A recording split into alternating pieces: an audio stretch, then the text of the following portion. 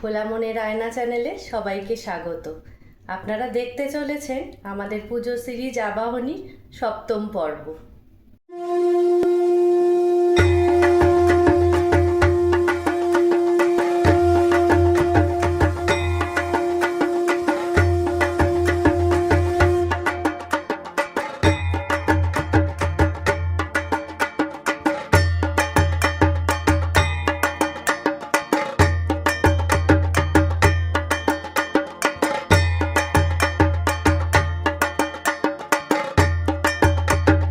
বিগত 6টা পর্বে আপনারা তো আমাদের সঙ্গে অনেকই কেনাকাটা করেছেন, তাই না?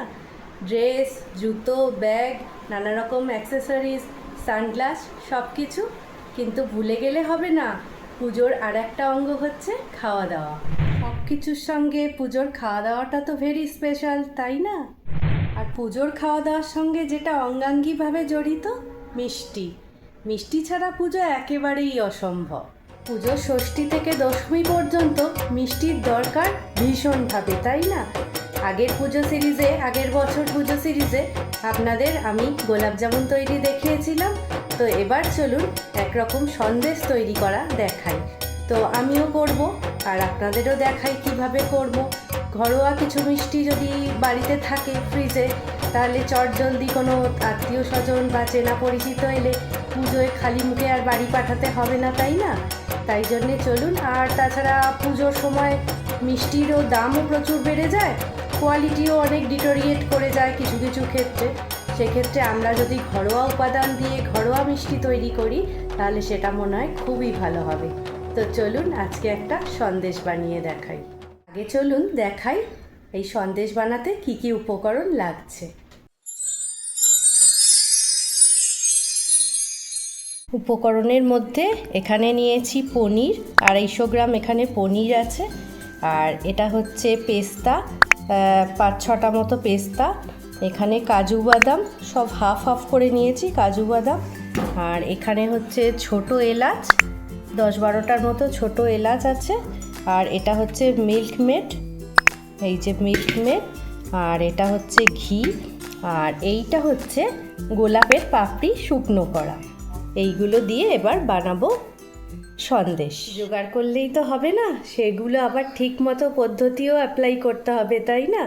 তো আমি একটু গুছিয়ে নিই কীভাবে কি করলাম, তারপর আপনাদের দেখাচ্ছি।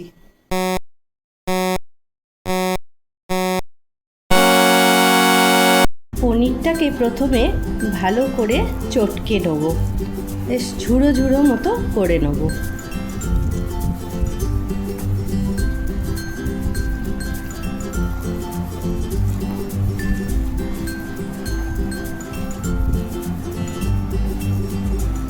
পুরো পনিরটাকে দেখুন সুন্দর করে এইরকমভাবে মেখে নিয়েছি, একটু ঝুড়ো ঝুড়ো করে মেখে নিয়েছি।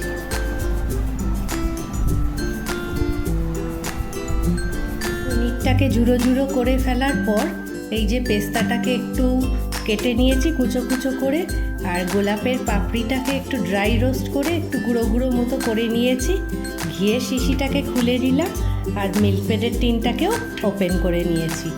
এবার চলুন রান্নাঘরে যাওয়া যাক। গ্যাস জেলে কড়াটা বসিয়ে দিয়েছি। এবারে প্রথমে এতে ঘি দেবো।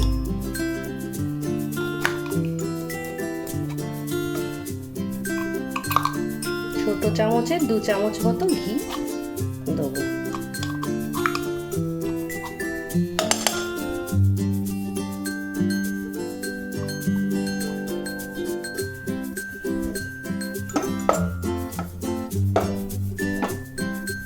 ঘিটাকে একটু কড়ার গায়ে ছড়িয়ে দিলাম। এবার হালকা একটু গরম হোক ঘিটা। ঘিটা এবার হালকা গরম হয়ে গেছে, বেশি গরম করব না। এবার এই পনিরটা এর মধ্যে দিয়ে দেবো, ঘিয়ের মধ্যে দিয়ে আঁচটা কিন্তু একটু হালকাই রাখতে হবে, যেহেতু ঘিতে হবে এটা, সেই জন্য আঁচটা একটু হালকা রাখতে হবে। পনিরটার সঙ্গে ঘিটা ভালো করে মিশিয়ে নেবেন 1-2 মিনিটে।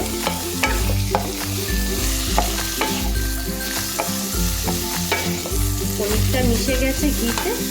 এবার এতে মিল্ক মেডটা দিয়ে দেবো।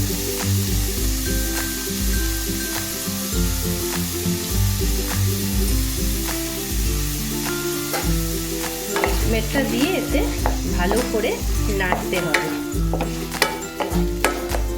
এটা খুব সহজ পদ্ধতিতে বানানো সন্দেশ, আপনারা যে কেউ বাড়িতে খুব সহজেই এটা বানাতে পারেন। একটু হতে থাক, 2-1 মিনিট ছাড়া ছাড়াই ভালো করে নেড়ে দিতে হবে, যতক্ষণ না পনিরটা বেশ একটু শুকনো শুকনো মতো কড়ার গা থেকে ছেড়ে আসে।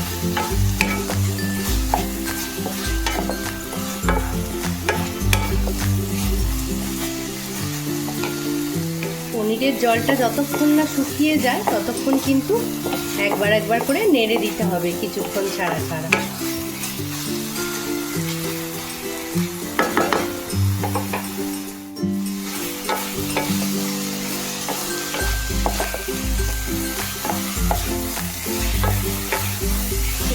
পনিরটা নাড়তে নাড়তে আপনারা কিন্তু মিষ্টিটা একটু চেখে দেখে নেবেন। যদি কেউ খুব হালকা মিষ্টি পছন্দ করেন তাহলে একটু কম হলেও চলবে, কিন্তু যদি কেউ একটু সন্দেশটা একটু বেশি মিষ্টি পছন্দ করে তাহলে পনিরটা আরেকটু মিষ্টি দিতে হবে। আমি চেখে দেখে নিয়েছি, আমার মনে হলো যে আরেকটু মিষ্টি দিতে হবে, তাই জন্য মিল্ক মেডটা আরও কিছুটা দিয়ে দিলাম। এতে কিন্তু আর অন্য কোনো মিষ্টি পড়বে না। একইভাবে নেড়ে নেড়ে এটার গায়ে একটু ছোপাতে হবে।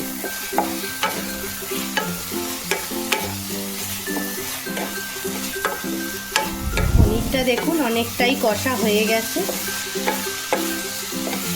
একটু দলা দলা শুকনো হয়ে আসছে, দেখেই বুঝতে পারা যাচ্ছে। আর 2-4 মিনিট রেখে পনিরটাকে নামিয়ে নেব। পনিরটা কষা এবার হয়ে গেছে, এবার এতে আর একটু সামান্য 1/2 চামচের মতো ঘি দেবো, দিয়ে এটাকে নেড়ে আর নামিয়ে নেব, যাতে টেস্টটা খুব ভালো হয়।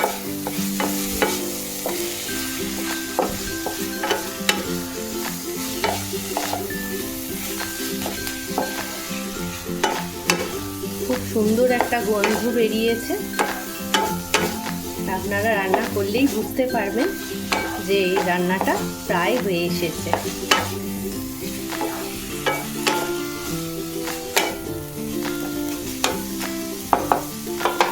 এইবার এটাকে নামিয়ে নেব।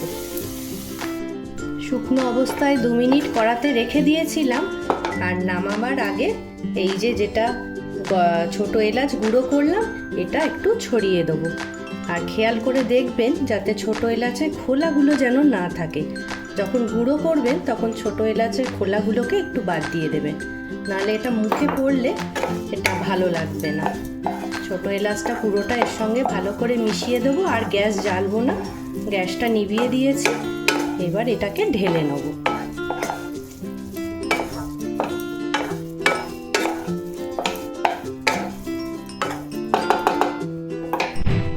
কড়া থেকে নামিয়ে এই যে ডিশে ঢেলে নিয়েছি, এবার এটাকে ভালো করে সেট করব।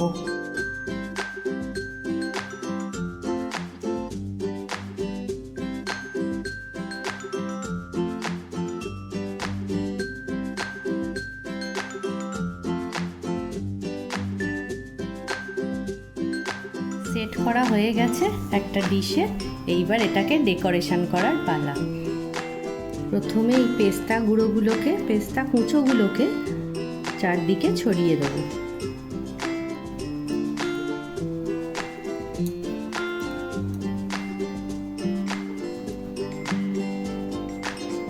জিনিস ভালো তৈরি হলে তার সঙ্গে যদি ডেকোরেশনটাও দেখনটাও যদি খুব সুন্দর হয়, তাহলে দেখবেন খাওয়ার উৎসাহটা আরও বেশি বেড়ে যায়।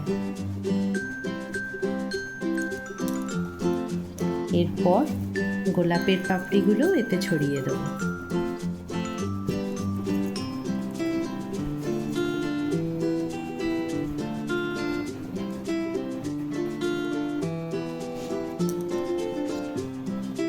এইবার এটাকে 1 ঘন্টা অন্তত ছেড়ে রাখতে হবে ঠান্ডা হওয়ার জন্য, কারণ এখন গরম আছে, এখন কাটতে গেলে ভেঙে যাবে, তাই জন্যে আগে একটু ঠান্ডা হোক, তারপর এটাকে পিস পিস করে কাটবো। 1 hour later. প্রায় 1 ঘন্টা হয়ে গেল, এটাকে ঠান্ডা করতে দিয়েছি। এবার এটা পুরোপুরি ঠান্ডা হয়ে গেছে, এবার মিষ্টিটা কাটবো।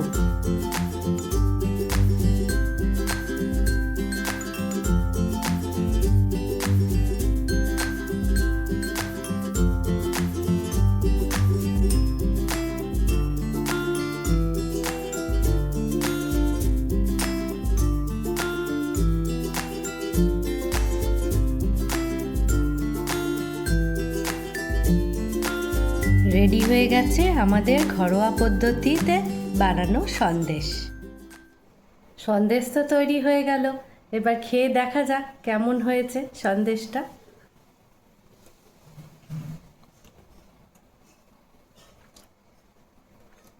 দোকানের কালাকাঁদ যেমনি হয় ঠিক সেই রকম টেস্টটা লাগছে, খুব সফট, আর ছোটো এলাচ আর ঘিয়ের গন্ধ ম করছে। আপনারাও বানিয়ে দেখুন, খুব ভালো লাগবে। তাহলে ঘরোয়া পদ্ধতিতে মিষ্টি তৈরিটা কেমন লাগলো বন্ধুরা, অবশ্যই কমেন্ট বক্সে লিখে জানাবেন। আর ছোটোখাটো আপনাদের যদি কোনো অনুষ্ঠান হয় বা কোনো শুভ দিন থাকে বাড়িতে, তাহলে এই অল্প কতগুলো উপকরণ সংগ্রহ করলে আপনারা মিষ্টিটা বাড়িতে তৈরি করতে পারবেন। আর পদ্ধতিও অত্যন্ত সহজ, আপনারা তো দেখেই নিলেন। তো যাই হোক, কেমন লাগলো মিষ্টিটা অবশ্যই কিন্তু আমাকে কমেন্ট বক্সে লিখে জানাবেন। আর আমাদের পুজো সিরিজ দেখতেও আপনাদের কেমন লাগছে সেটাও কিন্তু জানাতে ভুলবেন না। আবার নতুন কোনো পুজো সিরিজ নিয়ে খুব তাড়াতাড়ি হাজির হয়ে যাব আপনাদের সামনে।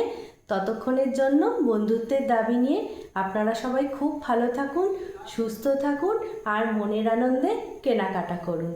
শুভরাত্রি।